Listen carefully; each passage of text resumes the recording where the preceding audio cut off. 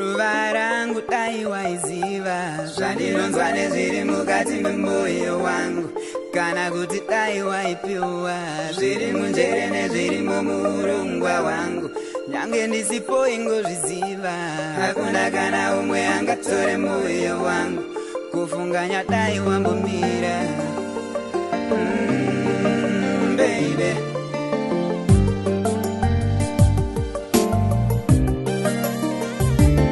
mwanasikana uri tsvarakadenga, mundangariro dzangu ikandiweweka. Tora mwoyo wangu usamudonhedza, ndiwa usafa wanisiya ndega. Nyenyedzi yekuchirimo ingonidana ndiripo kubvira kare kare ndichida iwe. Ndaiteerera mashoko ndakaeva chimiro, pawakandida ndakabata denga. Ngatiende kure usina vamwe, mdiwa wangu tonova pekutega. Mwanasikana uri tsvarakadenga, mundangariro dzangu ingandiweweka. Tora mwoyo wangu usamudonhedza, mdiwa usafa wanisiya ndega. Nyenyedzi yemuchirimo ingonidana ndiripo kubvira kare kare ndichida iwe.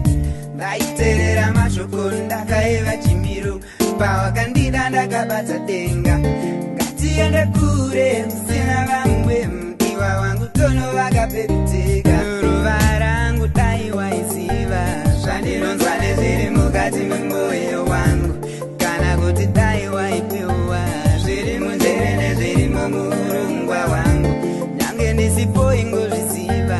Hakuna kana umwe angatore mwoyo wangu, kufunganya dai wambomira. Baby,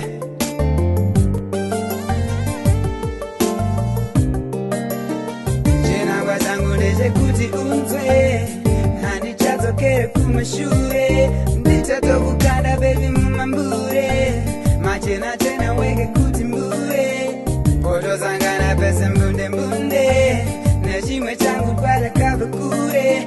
Rudo runotoda une moyo mure, kuti uwane ure. Ndaunganidza zvunde pamwe chete nemombe, zvese zvinodiwa kuti ndirore.